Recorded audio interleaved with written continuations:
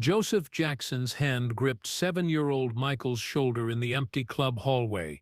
As a stranger in janitor, Arcaral stared at them from 20 feet away. The man was holding a mop.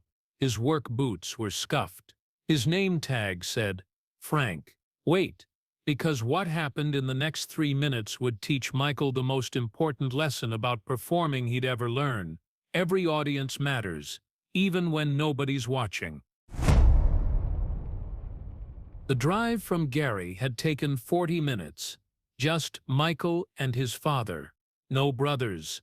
No explanation. Joseph had said 3 words when they got in the car. We're going somewhere. Michael sat in the passenger seat watching the streets change from residential to industrial. His feet didn't touch the floor. His hands were folded in his lap the way Catherine had taught him. Don't fidget. Don't ask questions. Wait until you're spoken to. Joseph pulled into the parking lot of a club called the Blue Note. It was 2:30 in the afternoon. The place was closed. Empty parking lot. Locked front door. But Joseph had a key. They went in through the back, past stacked chairs and beer cases, down a narrow hallway that smelled like cigarettes and floor wax. That's where Michael saw the man, standing at the end of the hall, janitor, coveralls, mop bucket beside him, watching them approach. Joseph stopped walking 10 feet from the man, kept his hand on Michael's shoulder. "This is my son Michael," he said. Not to Michael, to the janitor. The janitor nodded. Didn't smile. Didn't speak. "Michael," Joseph said, turning to look down at him. "This man is very important. He's going to decide if you're good enough to be in the Jackson 5. Michael's stomach dropped. He looked at the janitor. The man's face gave nothing away. Hard eyes, crossed arms, no expression. "You have 3 minutes, Joseph said. "Convince him." Then Joseph walked away, down the hallway, around the corner. Gone. Michael stood alone facing the janitor, 7 years old, 4 feet tall, wearing the button-up shirt Catherine had ironed that morning. His voice felt stuck in his throat. The janitor said nothing, just stared. Stop for a second, and picture what Michael saw. An adult stranger. No smile, no encouragement, just cold evaluation. A test he didn't know was coming. 3 minutes to prove his entire future. Michael swallowed hard. "Should I sing something?" The janitor didn't answer, didn't nod, didn't move. Michael took that as yes. He didn't have music, didn't have his brothers' voices backing him up, didn't have an audience clapping or cheering. Just a hallway, a mop bucket, a man who looked like he'd rather be anywhere else. Michael closed his eyes for 1 second, thought about what his mother always said, "Sing like you're singing to God. It doesn't matter who's listening." He opened his eyes, looked directly at the janitor, and started singing "Who's Lovin' You." His voice was small at first, tentative. The hallway had bad acoustics. Sound bounced off concrete walls, but Michael kept going. Found his pitch, found his rhythm, started adding the runs and the breaks he'd been practicing at home. The janitor's face didn't change. No reaction, no encouragement, nothing. Michael pushed harder, sang louder, put everything he had into every word, tried to make the stranger feel something, tried to make him understand that this mattered. That Michael needed this. That being in the Jackson 5 wasn't just a dream, it was everything. Behind the curtain at the far end of the hallway, Joseph Jackson stood perfectly still, arms folded, face expressionless, watching his son perform for a janitor who was being paid $20 to stand there and pretend to be important. Look, this is the moment. This is the test that 30 years later, Michael would reference when interviewers asked how he learned to perform under pressure, when reporters asked how he managed to give everything to every performance, whether it was for 10 people or 10,000. This test, this hallway, this janitor, the moment a 7-year-old learned that your audience doesn't determine your effort, Michael sang for 2 minutes straight. No breaks, no pauses. Poured his entire soul into a performance for one man in work boots holding a mop. When he finished, he did what Catherine had taught him. Bowed. Smiled. "Thank you for listening, sir." The janitor said nothing, just stared at him, with that same blank expression. Michael's smile wavered. His hands started to shake. Had he failed? Was it not good enough? Was this man going to tell Joseph that Michael shouldn't be in the group? Then Joseph stepped out from behind the curtain. Michael's head snapped around. His father had been there the whole time, watching, hidden. The janitor's face suddenly changed. The hardness cracked. His eyes got wet. He looked at Joseph and shook his head slowly. "That boy," he said, his voice rough, just sang like his life depended on it. To a janitor, Joseph nodded. "That's what I needed to see." He walked over to Michael, looked down at him. "Do you know why I did this?" Michael shook his head. He was still processing, still trying to understand what just happened. "Because when you're on stage," Joseph said, "some nights the crowd won't care. Some nights they'll be drunk. Some nights they'll be talking through your whole set. Some nights you'll feel like you're singing to nobody." He pointed at the janitor. "And you need to sing to them the exact same way you just sang to Frank. Because if you can give everything to one person who doesn't even want to be there, you can give everything to 10,000 people who paid to see you." Notice something here. Joseph Jackson gets remembered as the tough father, the disciplinarian, the man who pushed too hard. But this moment, this was genius. This was teaching Michael something that would define his entire career. The audience doesn't validate your effort validates the audience. The janitor, Frank, was wiping his eyes. "Now, I got kids," he said. "3 of them. And I hope to God one of them has half the heart this boy just showed me." Joseph pulled out his wallet, handed Frank $40 instead of 20. "You earned it."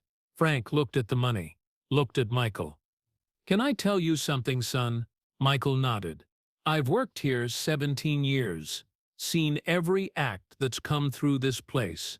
Motown groups, soul singers, rock bands, all of them." He crouched down to Michael's eye level. "What you just did, that's what separates professionals from amateurs. Professionals perform for the janitor. Amateurs wait for an audience that deserves them." He stood back up, shook Michael's hand like he was shaking hands with an adult. "You're going to be something special. I don't know music, but I know heart. And you got more of it than anyone I've ever seen walk through that door." Michael didn't know what to say.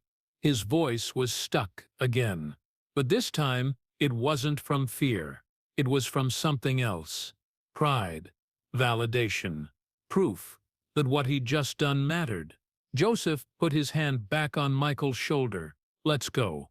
They walked back down the hallway, past the beer cases, out the back door, into the parking lot where the sun was still bright, and the air smelled like summer in Gary, Indiana. Michael climbed into the passenger seat. His father started the engine. They sat there for a moment in silence.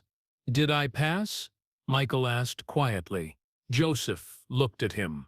Really looked at him. Not the way he usually did, checking for mistakes, looking for weakness. This was different. This was respect. "You didn't just pass," Joseph said. "You showed me something I needed to see." "What?" "That you're ready." Picture this scene. A 7-year-old boy, sitting in a car next to his father, 40 minutes back to Gary, ahead of them. And for the first time in Michael's life, Joseph Jackson wasn't criticizing, wasn't correcting, wasn't demanding better. He was proud. They didn't talk much on the drive home, but when they pulled into the driveway and Catherine came out to meet them, Joseph said 4 words Michael would never forget. "He's got what matters."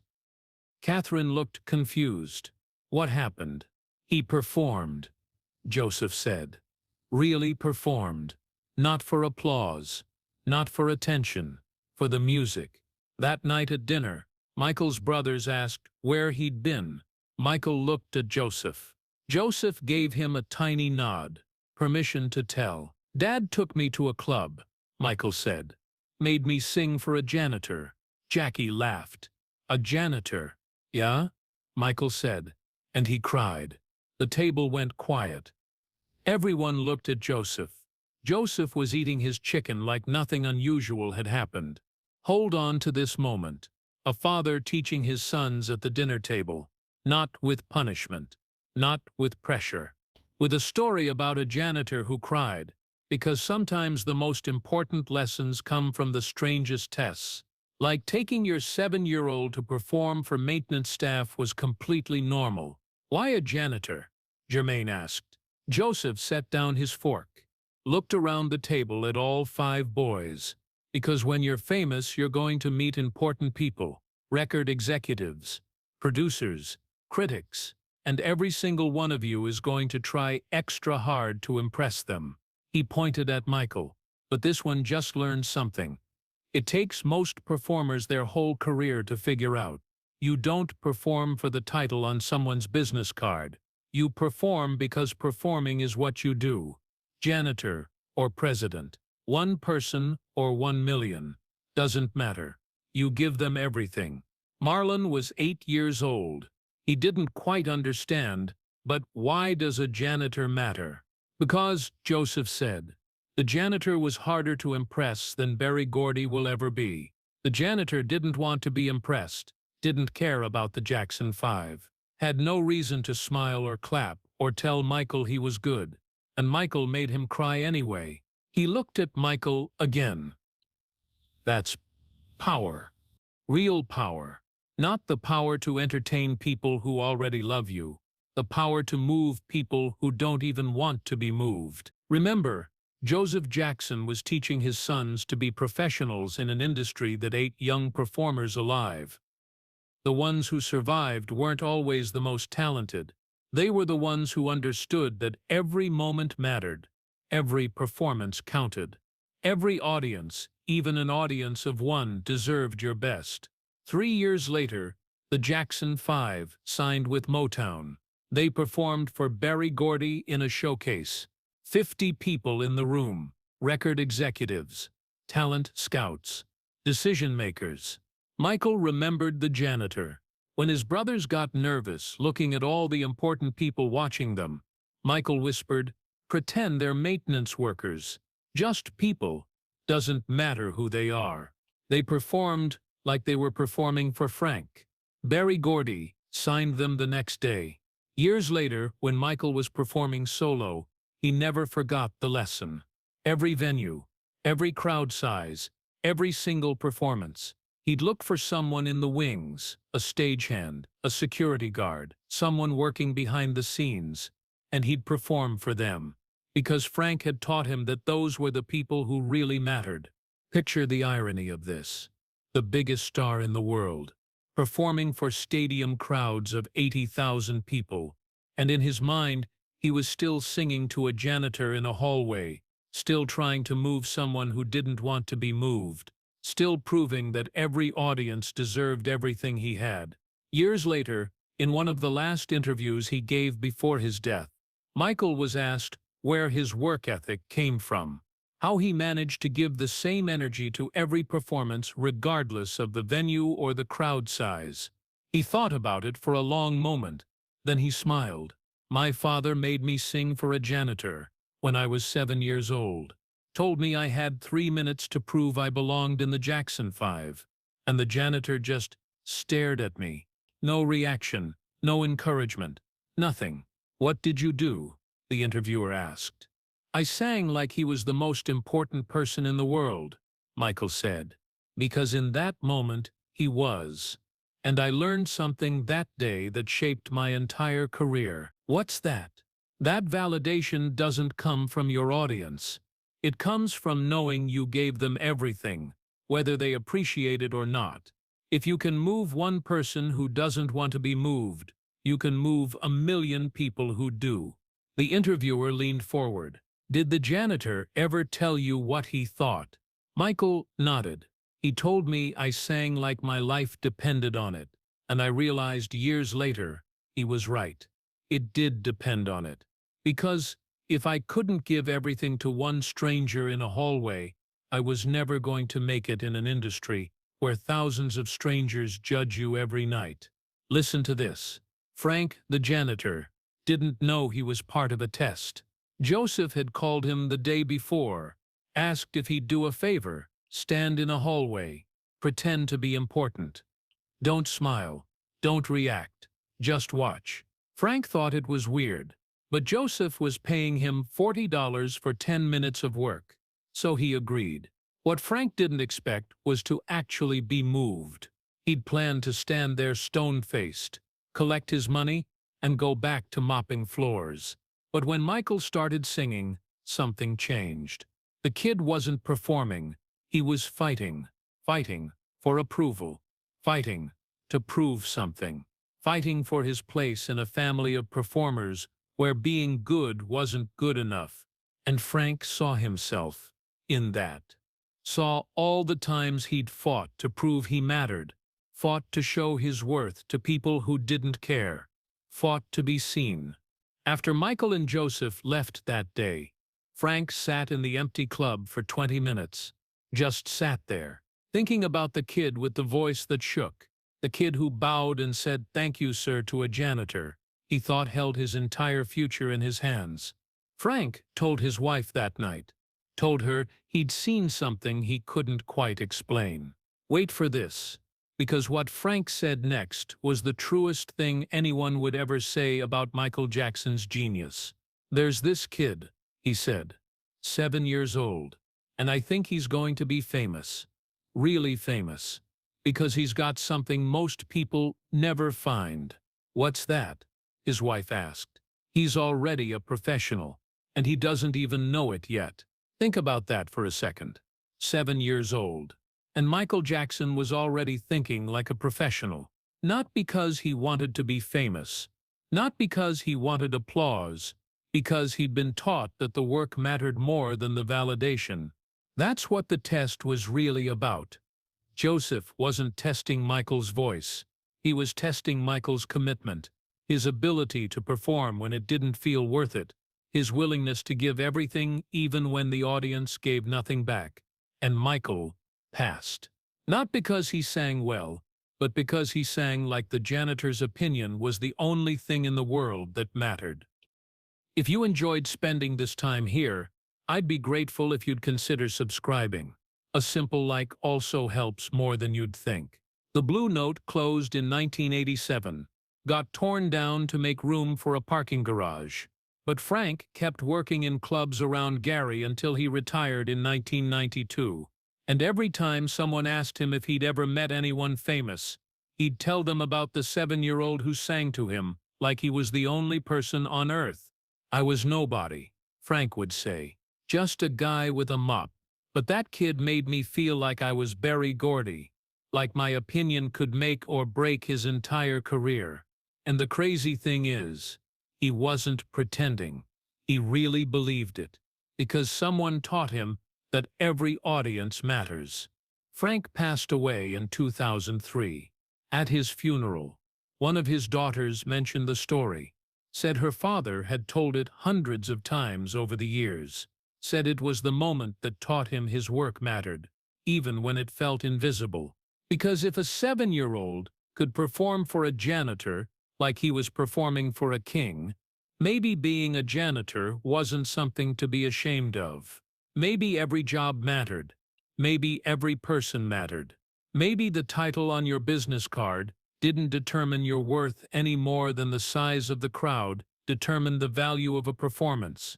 That's the story nobody tells when they talk about Michael Jackson's early training. They talk about Joseph's discipline, the rehearsals, the punishment, the pressure, but they don't talk about the tests, the moments Joseph created to teach lessons that words couldn't teach. The janitor test wasn't about cruelty. It was about preparation. It was about teaching a 7-year-old that the hardest audiences to win are the ones who don't want to be won. And if you can win them, you can win anyone. Michael carried that lesson for 40 years. Every performance, every song, every moment on stage, he performed like he was still in that hallway, like Frank was still standing there with his mop, like he still had 3 minutes to prove he deserved to be there. And that's why, decades later, people would say watching Michael Jackson perform felt different than watching anyone else. It wasn't just talent. It wasn't just skill. It was commitment. It was the understanding that every person in that arena, from the front row to the nosebleeds to the security guard at the back door, deserved his absolute best. Because somewhere in Gary, Indiana, in 1965, a janitor taught Michael Jackson the most important lesson a performer can learn. Your audience doesn't validate your effort. Your effort validates your audience. If you want to know what Joseph said to Michael on the drive home that day after the silence, tell me in the comments.